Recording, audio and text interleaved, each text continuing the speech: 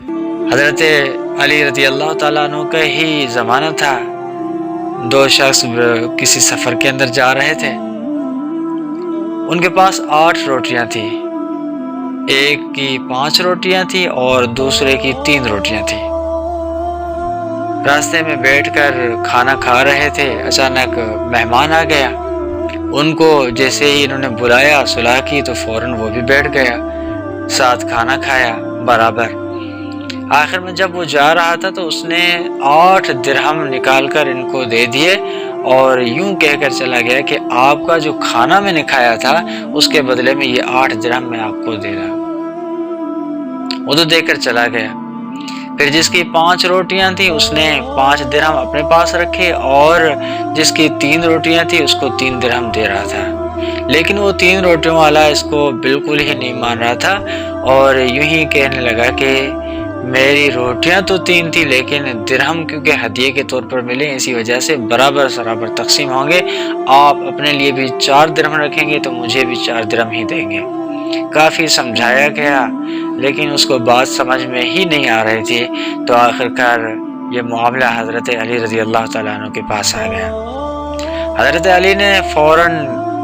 اس 3 روٹیوں والے شخص کو کہا کہ یہ تو تیرے ساتھ ایک بھلائی کا معاملہ کر رہا ہے کہ تجھے پورے 3 درہم دے رہا ہے، ورنہ تو تیرا 3 درہم حق نہیں ہے۔ وجہ اس کی یہ ہے کہ دیکھو 8 روٹیاں ہیں اور تم 3 بندے، برابر تو تقسیم ہو نہیں سکتی، سب نے ایک ایک روٹی کھائی ہو، اس طرح تو نہیں ہو سکتا۔ اب ان کو تقسیم کرنے کے لیے ہر روٹی کے 3 حصے کرنے پڑتے ہیں۔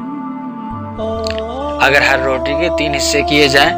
آپ کی 3 روٹیاں تھیں اس کے کل 9 حصے بن جائیں گے،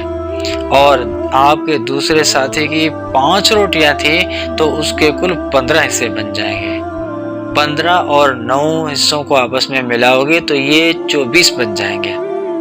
اور ان 24 حصوں کو آپ 3 لوگوں نے کھایا ہے،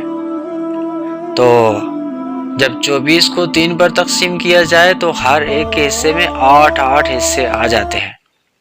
گویا کہ تو نے بھی 8 حصے کھائے ہیں روٹیوں کے،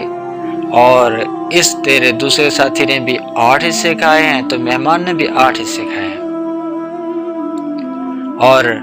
تیری روٹیوں کے ٹوٹل 9 حصے تھے اور تیرے ساتھی کی روٹیوں کے کل 15 حصے تھے۔ اب آپ نے اپنے 9 حصوں میں سے 8 حصے خود کھائے ہیں اور آپ کا 1 حصہ مہمان کے پاس گیا ہے،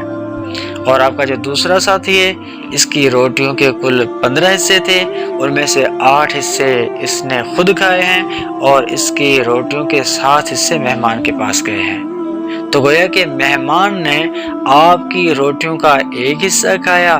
اور اس تیرے ساتھی کی روٹیوں کے 7 حصے کھائے ہیں، تو اس کو 7 درہم ملنے چاہیے اور آپ کو صرف اور صرف 1 درہم ملنا چاہیے، لیکن اس نے آپ کے اوپر بھلائی کی، مہربانی کی، آپ کو 3 درہم دے رہا تھا لیکن تجھے راس نہیں آئے، لہٰذا اب تجھے 1 درہم ہی قبول کرنا پڑے گا۔